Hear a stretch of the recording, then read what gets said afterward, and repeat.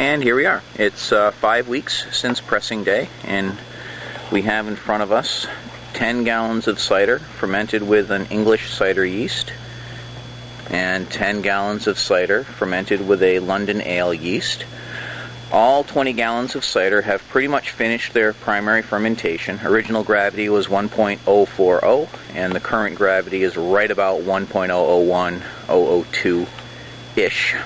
And I am ready to rack them into secondary carboys to get them off of the yeast and add some adjuncts, as we will discuss a little later. Adjuncts. I have 1 pound of boiled and cooled raisins, unsulfited raisins. That's very important that the raisins not have any sulfites in them, as that will kill yeast. Not a good thing at this point.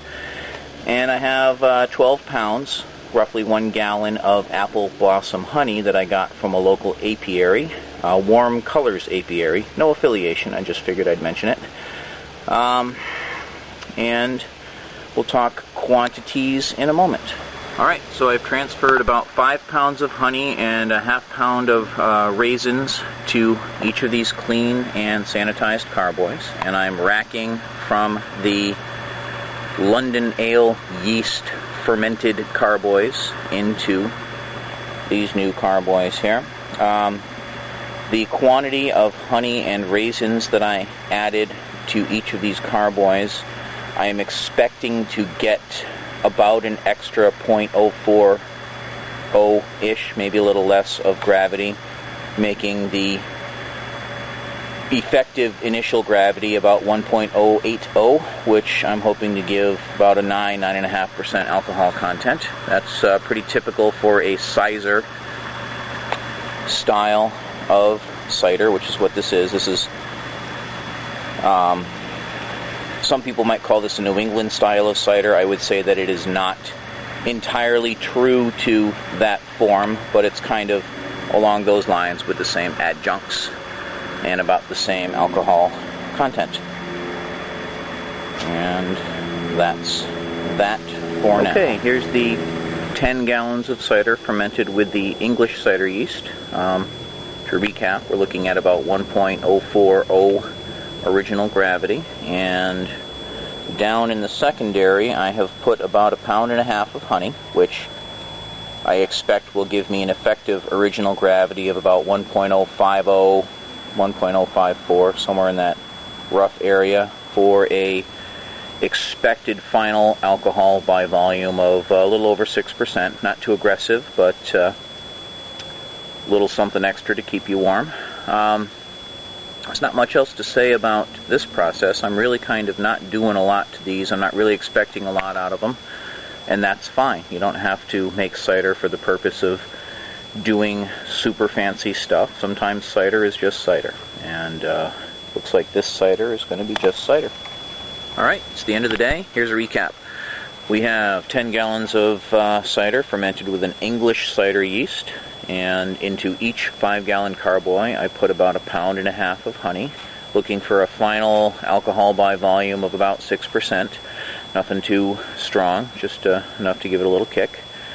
And over here we have 10 gallons of the same juice, but fermented with an ale yeast. And here comes the parade of poodles. There we go. And lost my train of thought. Oh yes. So at racking time, I put about 4.5 pounds of honey into each 5-gallon carboy and a ½ pound of raisins. I'm looking for roughly something in between a New England style cider and a Cider, kind of treading that line there. And I'm expecting a final alcohol percentage of roughly 9. And that's about it. This experiment here is the dregs of the carboys. There was about a ½ gallon of cider left in the carboys that wouldn't fit into the new carboys, so I put it into this 1-gallon jug, and I topped it off with some brown sugar, about a ½ pound of brown sugar that I boiled to sanitize, and then the rest of the way with leftover original sweet cider from the cider pressing day that I had in the freezer. I have no idea what it's going to taste like, but I have a sneaky suspicion that it's going to knock my socks off. So, we'll have to see how that goes. This is going to go on a shelf in the closet, and I'm going to forget about it for a few months, and we'll see where we go with that. And finally, down here we have 30 gallons of juice, two 15-gallon containers that I bought from a local orchard during the annual Franklin County Cider Days, the first weekend in November of every year. The local orchards in the Franklin County, Massachusetts area kind of band together, and they have this cider day.